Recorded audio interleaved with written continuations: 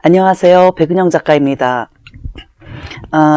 이번 시간에는요, 우리는 왜 실현을 계획하는가에 대해서 알아보도록 할 텐데요.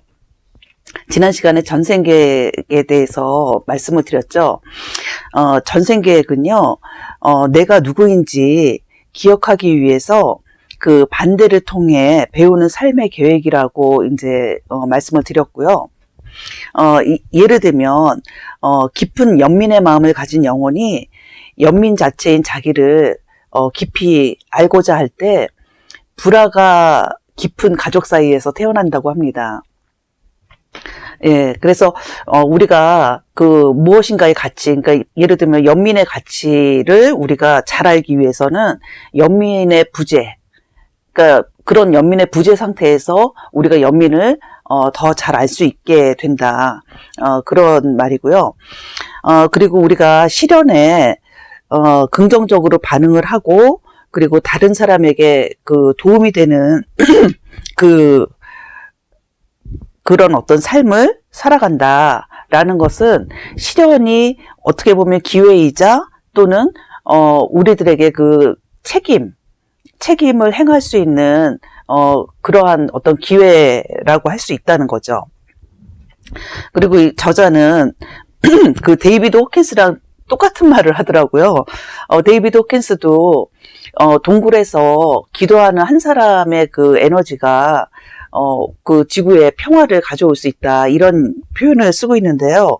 이 저자는 산꼭대기에서 혼자 살고 있는 사람일지라도 기쁨의 느낌을 만들어내게 되면 다른 이들이 기쁨을 느끼는데 도움이 되는 파동을 보낸다고 합니다. 그래서 또 한 개인이 어떤 평화의 감정을 만들어내면 전쟁을 끝내는데 도움이 되는 그런 에너지를 에너지 파장을 퍼뜨리는 그런 효과를 가져온다. 그리고 또 누군가와 사랑을 할 때 그 만나는 사람뿐만이 아니라 우리가 전혀 알지 못하는 사람들에게까지도 더 잘 사랑할 수 있는 그런 에너지 파장을 보내면서 그들을 더 잘 사랑할 수 있게 돕는다고 합니다. 그리고 이제 우리가 왜 실현을 계획하는가, 이유이자 목적을 이 작가가 4가지로 여기서 쓰고 있어요. 그 4가지는 일단 제가 키워드만 좀 먼저 말씀을 드릴게요. 첫 번째는 부정적 에너지의 치유입니다. 우리가 실현을 계획하는 이유가. 그 다음에 두 번째는 카르마의 균형을 잡기 위해서 우리가 실현을 계획한다고 합니다. 그리고 세 번째는 다른 영혼을 돕기 위해서 실현을 계획한다고 합니다. 네 번째는 우리 자체가 사랑 그 자체라고 그랬잖아요. 그래서 내 안에 있는 사랑을 기억하기 위해서 실현을 계획한다고 합니다. 하나하나씩 좀 살펴볼게요. 우리가 실현을 계획하는 이유, 그 목적을 아는 것이 이 책의 목적이라고 합니다. 그래서 저자는 그 목적 중에 하나가 지난번 생에서 풀어버리지 못한 부정적인 에너지 차원을 치유하기 위해서 다음 생에 내려와서 그 부정적인 에너지를 치유하기 위해서 전생계획에서 실현을 계획한다고 합니다. 좀 그 예를 한번 들어드리면 어머님들이 이해하기가 쉬울 것 같아요. 그러니까 어떤 사람이, 그러니까 어떤 생에서 두려움에 잠식된 그런 삶을 살았던 사람이 있습니다. 그런데 그 사람이 생을 마감할 때, 그 두려움의 에너지가 흔적으로 따라 붙는다고 합니다. 그리고 특히, 그 두려움에 직면한 순간에 죽음을 맞이했던 사람 있잖아요. 그런 사람의 경우는 더더욱 그렇다는 거죠. 그래서 이 두려움이라는 낮은 파동의 에너지가 영혼들이 사는 그 높은 파동의 그 비물질적인 영역으로 고스란히 옮겨지지는 않지만, 그러니까 그 두려움의 파장이 그대로 어떤 영혼들이 사는 그곳에 옮겨지지는 않지만 에너지의 잔여, 그러니까 찌꺼기가 영혼의 세계로 전달된다고 합니다. 그래서 그 영혼은 이 에너지의 잔여를 느끼고 그 다음 생에서는 사랑의 표현으로 이 두려움을 치유해야겠다는 생각과 계획을 하게 된다고 합니다. 이게 이제 첫 번째 이유죠. 이전 생의 그 부정적인 에너지를 치유하기 위해서 실현을 계획한다. 그런 전생 계획을 한다라는 거고요. 두 번째는 카르마의 균형을 맞추기 위해 실현을 계획하기도 한다라고 합니다.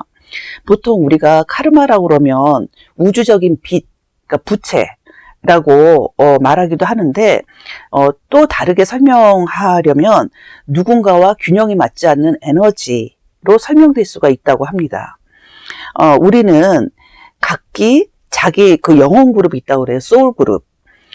소울 그룹과 함께 카르마를 지니고 있대요. 이 소울 그룹은 어떤 사람들이냐면 수많은 이전 생애를 함께 했으며 그러니까 영적 진화의 같은 단계, 그러니까 에너지 상태가, 그러니까 호킨스의 의식 수준으로 말하면 의식 수준이 비슷한 사람끼리 그룹을 이뤄서 영적 진화를 하고자 도모를 한다는 의미예요. 그래서 과거의 삶에서 우리는 하나의 동일한 영혼에게, 그러니까 만약에 예를 들면 저 백은영이란 영혼에게 배우자, 자녀, 형제, 자매, 부모, 가장 친한 친구 또는 숙명의 적과 같은 역할을 맡긴다는 거죠. 예. 저 같은 경우는 개인적인 얘기지만 제가 이제 남편하고 이렇게 있으면서 특히 이 책을 읽으면서 더더욱 제가 그 확신이 들었는데 남편의 전생의 아버지였던 것 같은 거예요. 예. 그리고 우리 부부가 이렇게 살아가는 모습이 부부의 모습이라기보다는 아버지와 딸과 같은 모습을 제가 이렇게 문득문득 느끼거든요. 아주 자주. 그리고 제가 큰아들 같은 경우는 제가 이제 어느 경우에 이제 제가 굉장히 슬픔에 처해서 울고 있었을 때 큰아들이 한번 안아준 적이 있어요. 그런데 그때 굉장히 아버지 품에 안긴 듯한 그런 아주 푸근함, 아주 자상한 푸근함에 제가 그 깊이 잠겼던 적이 있었거든요. 그래서 저는 이렇게 큰아들을 보면 저 아이가 전생에 내 아빠였을까? 아빠였던 것 같다. 이런 느낌을 가진 적이 있어요. 그리고 이 책을 읽으면서 더더욱 확신이 들더라고요. 그런데 여기에 이 저자는 이런 일화를 쓰고 있어요. 너무 재밌어요. 들어보세요. 어린 딸에게, 그러니까 어떤 아빠랑 딸의 이야기예요. 어린 딸에게 침대머리 맡에서 잠자기 전 이야기를 읽어주던 한 아버지의 실화가 떠오른다. 그가 이야기를 끝내자 딸이 씩 웃으며 말했다. 아빠가 내 아이이고 내가 아빠의 엄마였을 때 내가 아빠에게도 잠자기 전에 이야기를 읽어주었던 거 기억나세요? 어떠세요? 섬뜩하죠? 예. 이 소울 그룹들이 그러니까 뭐 부모, 자녀, 형제, 자매, 숙명의 적 이렇게 그 역할을 주면서 서로 윤회하면서 영적 진화를 서로 돕는다는 의미예요. 예.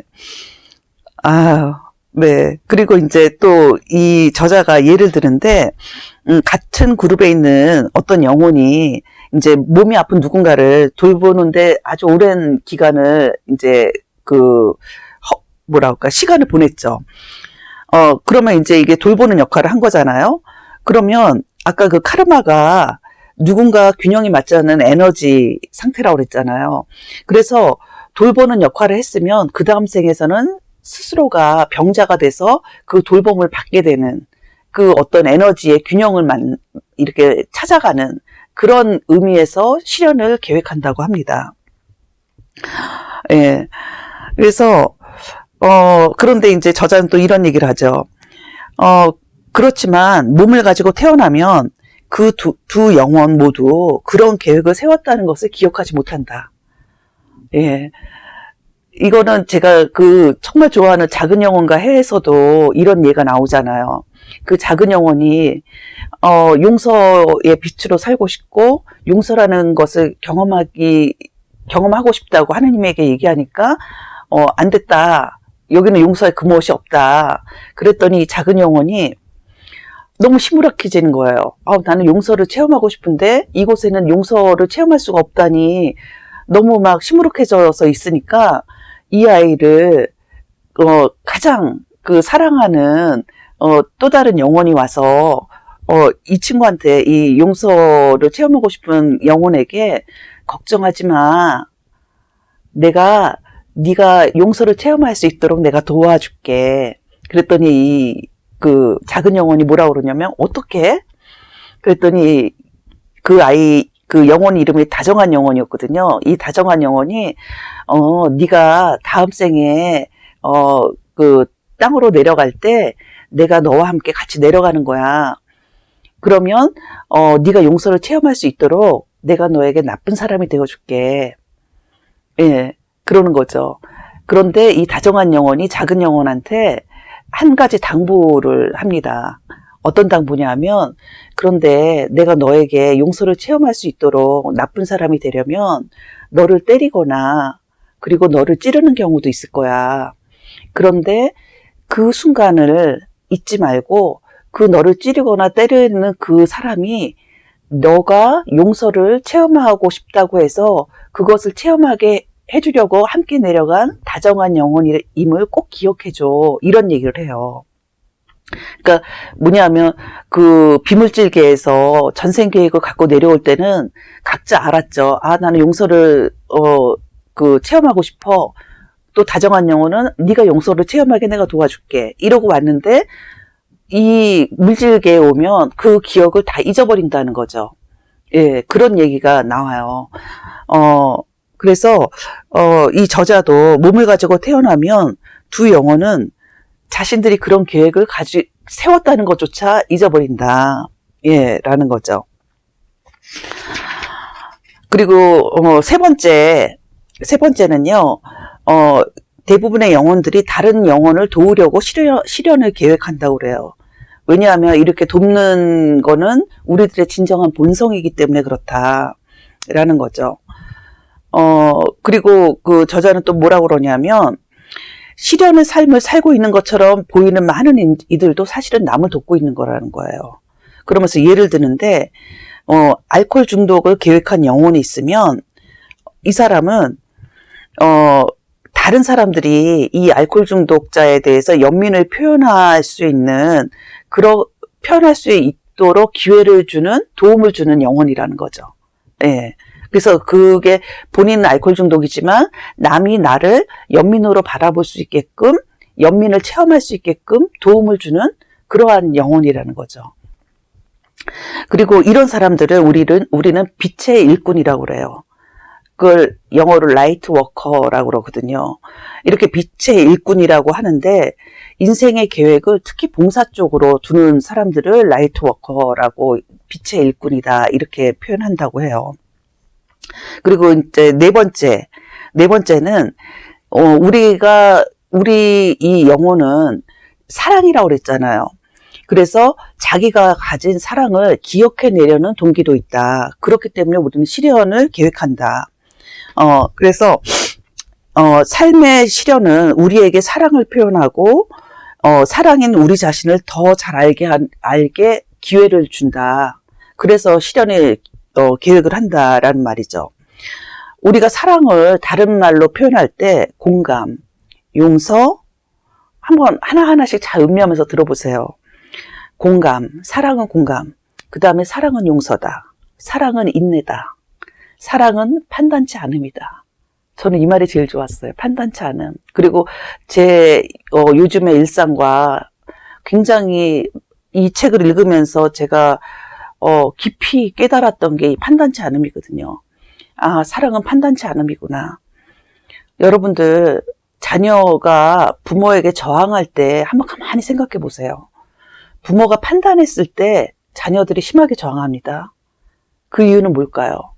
엄마가 그 하는 말은 나를 판단한 말이지 나를 사랑하는 말이 아니야. 이 말을 하는 거거든요. 그래서 사랑은 판단치 않음이다. 그리고 사랑은 용기다. 사랑은 균형이다. 사랑은 받아들임이다. 사랑은 신뢰다. 사랑은 이해다. 사랑은 평온이다. 사랑은 신념이다. 사랑은 선한 마음이다. 사랑은 감사다. 사랑은 겸손이다. 등으로 사랑이 표현된다는 거예요. 그래서 사랑은 전생 계획의 가장 근본적인 주제이며 이 책의 가장 근본적인 주제라는 거예요. 근데 영성 책들을 보면 이 책뿐만이 아니라 사랑이 우리들의 본질이고 영원한 주제죠. 그래서 저자는 이렇게 얘기를 하고 있어요. 우리는 물질계로 들어올 때 우리 자신인 사랑을 일시적으로 숨긴다. 우리가 자신이 진실로 누구인지를 기억해낼 때 우리 안에 들어있던 빛, 즉 사랑은 모두가 볼 수 있게 환히 빛난다. 우리가 기억해낼 때 사랑이 빛난다는 거예요, 우리 안에서. 나는 그것이 우리가 여기에 있는 까닭이라고 믿는다. 예, 저자는 이렇게 얘기를 하고 있어요. 예, 오늘은 이 실현의 계획, 이 실현을 겪으려는 어떤 전생 계획의 이유, 목적 4가지에 대해서 알아보았습니다. 제가 여러분들하고 이렇게 강의를 하고 맨 마지막에 여러분 사랑합니다 하잖아요. 제가 사랑이 아주 충만한 사람이라서 그러는 것이 아니라 제가 이런 책들을 읽어보면 우리의 본질이 사랑이라는 거잖아요.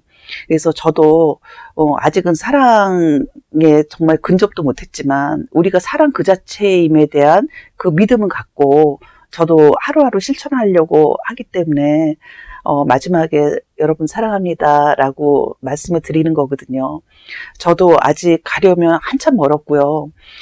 그 과정에서 함께 해주시는 어머님들 소울그룹이라고 생각하고 있고요. 그래서 더더욱 사랑합니다. 여러분 사랑합니다.